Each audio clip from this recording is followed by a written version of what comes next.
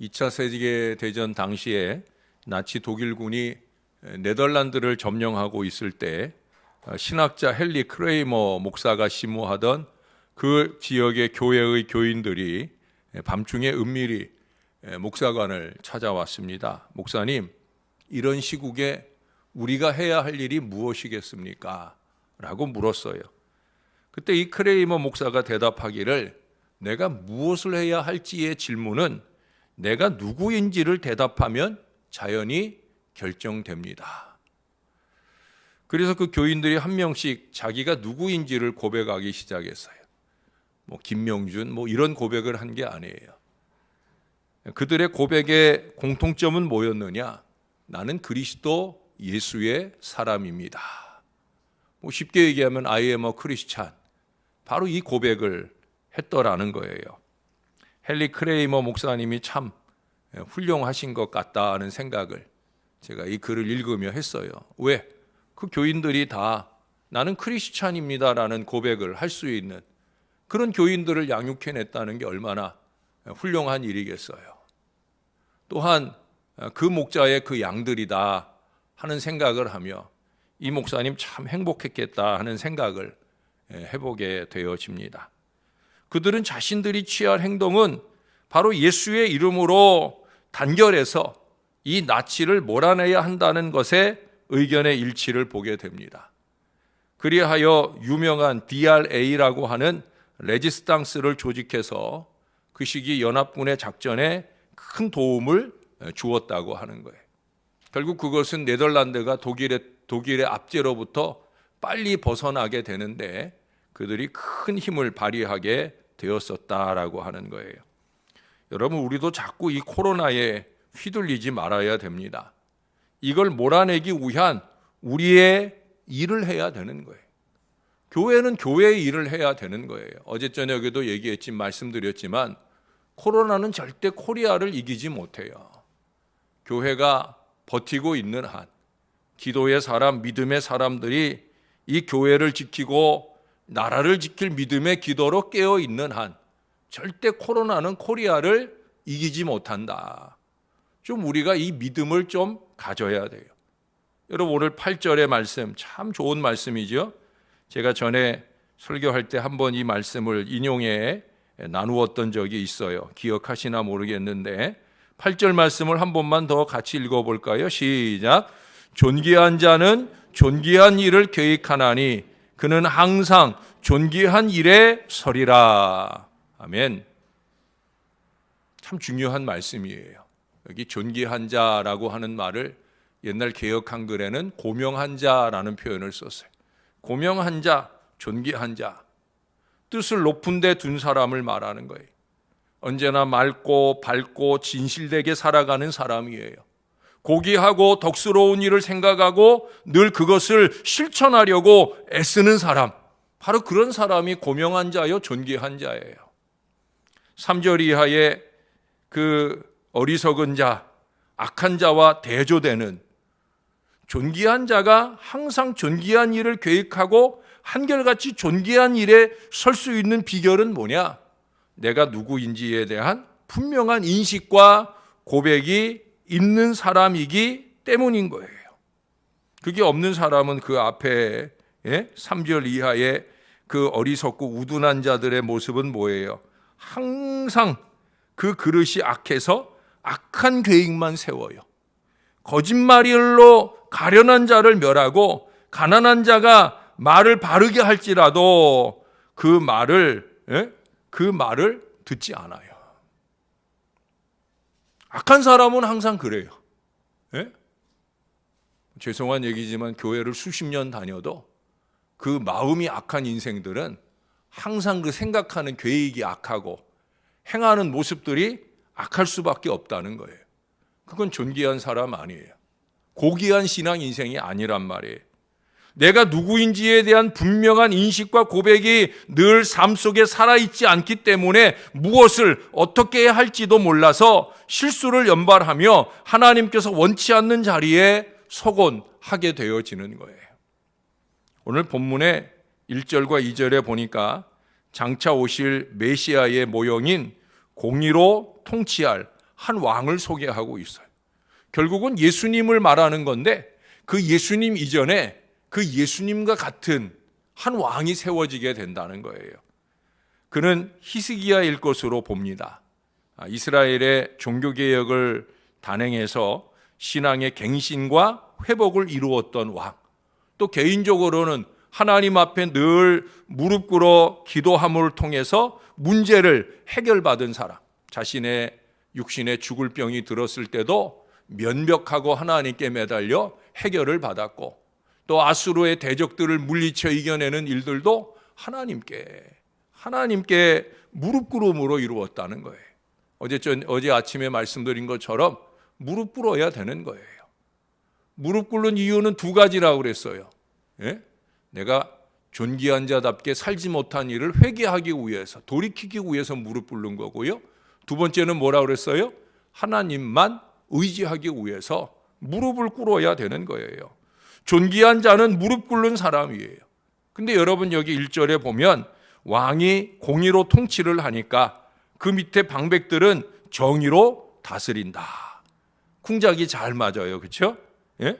공의가 올바른 행동의 원리라고 하면 그 정의는 그 원리를 구현하는 거예요.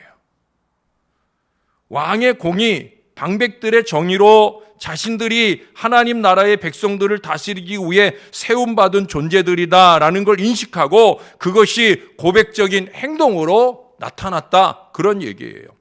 여러분 그렇잖아요. 당연히 위정자들은 그 백성을 위한 사람들이에요.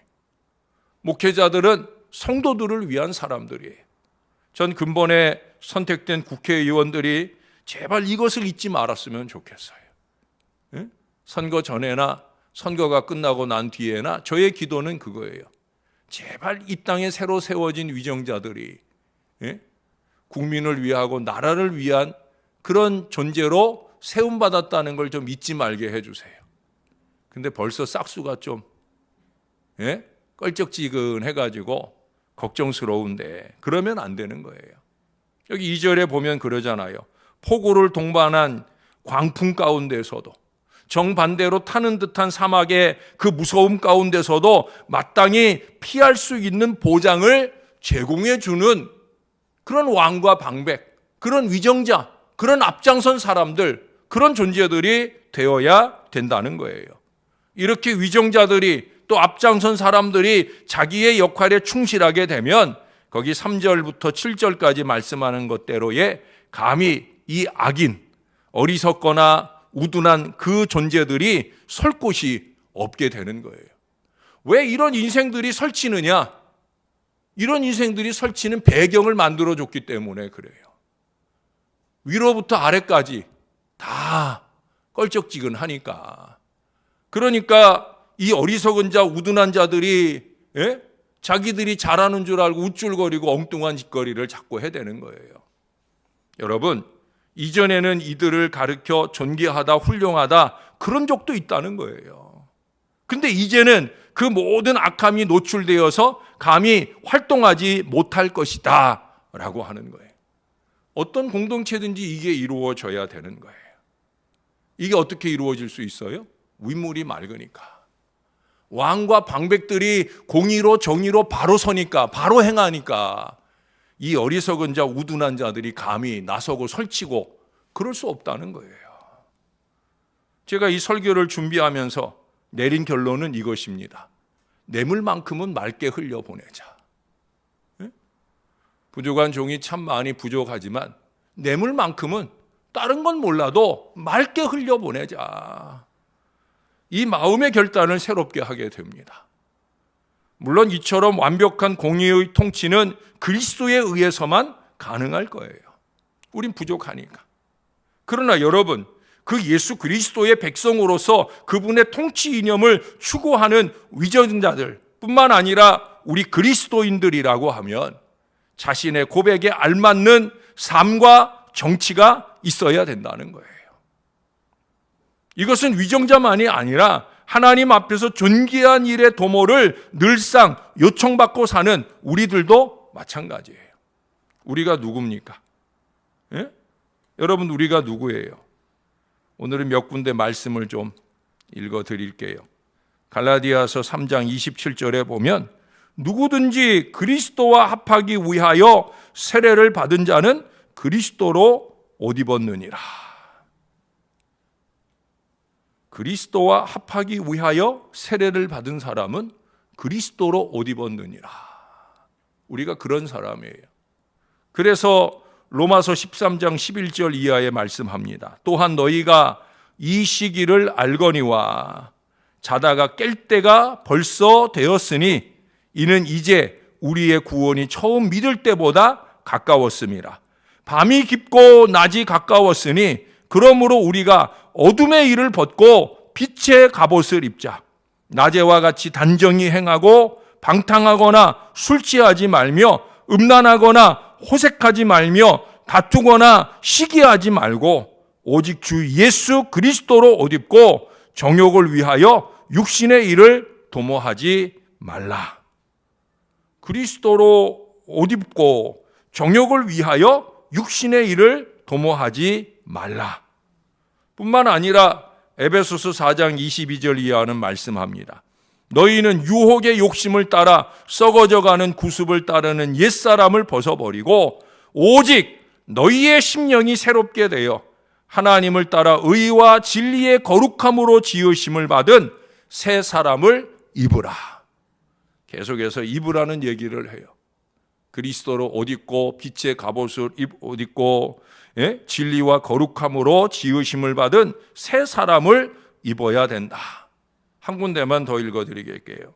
골로새서 3장 5절 이하에 좀 긴 말씀을 읽어드릴게요. 그러므로 땅에 있는 지체를 죽이라. 곧 음란과 부정과 사욕과 악한 정욕과 탐심이니 탐심은 우상 숭배니라. 이것들로 말미암아 하나님의 진노가 임하느니라. 너희도 전에 그 가운데 살 때에는 그 가운데서 행하였으나 이제는 너희가 이 모든 것을 벗어버리라. 곧 분함과 노여움과 악의와 비방과 너희 입에 부끄러운 말이라. 너희가 서로 거짓말을 하지 말라. 옛사람과 그 행위를 벗어버리고 새 사람을 입었으니 이는 자기를 창조하신 이의 형상을 따라 지식에까지 새롭게 하심을 입은 자니라. 거기에는 헬라인이나 유대인이나 할레파나 무할레파나 야만인이나 수구디아인이나 종이나 자유인이 차별이 있을 수 없나니 오직 그리스도는 만유시요 만유 안에 계시니라. 새로움을 입어야 되는 거예요. 우린 그리스도인이니까. 우리는 그리스도 예수로 옷 입은 예수의 사람입니다. 그리스도의 옷은 고명한 옷이에요. 존귀한 옷이에요. 빛의 갑옷입니다. 이제는 어둠의 일을 벗어버리고 새 옷을 입어야 할 때, 아니 새 옷을 입은 사람답게 살아야 할 때라는 거예요. 테레사 수녀님의 이야기 가운데 그런 얘기가 있어요.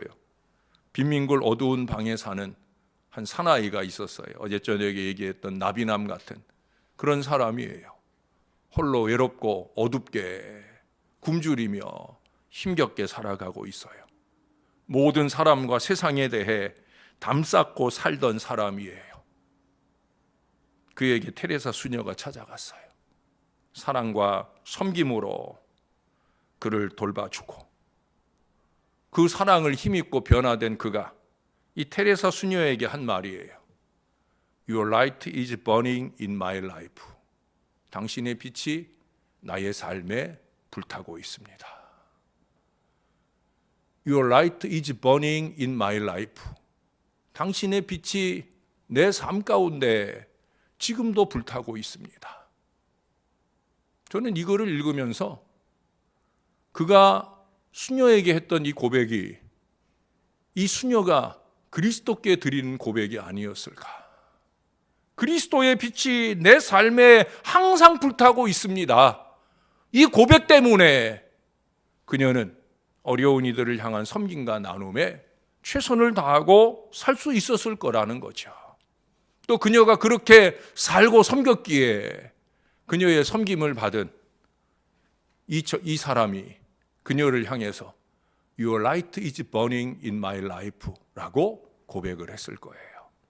사랑하는 여러분, 내 마음속에 불 하나 꺼트리지 않으려고 그저 전전긍긍하면서 사는 삶을 좀 넘어서서 존귀하게 살아서 그리스도의 빛 가운데 살아서 우리의 빛으로 다른 이들의 삶과 가슴에 영향을 주는 삶을 좀 살아서 그래서 주님께 영광이 될 수 있으면 좋겠습니다. 사랑하는 여러분, 그들의 가슴도 그리스도의 빛으로 불타오르는 그런 생애가 될 수 있도록 살았으면 좋겠습니다. 저와 여러분의 가슴 속에도 그렇게 주님의 빛으로 늘 뜨거운 아름다운 믿음의 인생을 잘 사실 수 있게 되기를, 그래서 우리의 자손들에나 우리의 이웃들에게 그리스도의 빛을 넘치게 안겨주는 그리스도로 옷 입은 존귀한 자, 고명한 자가 다 되시기를 우리의 구주 되시는 예수님의 이름으로 간절히 축원합니다. 하나님 아버지, 우리를 그리스도 앞에 세워주시니 감사합니다. 예수 믿는 사람 되게 해주시니 감사합니다. 세상 사람들이 비웃고 조롱하는 예수쟁이라고 말할 수 있는 그런 사람이 될 수 있도록 도와 주시옵소서.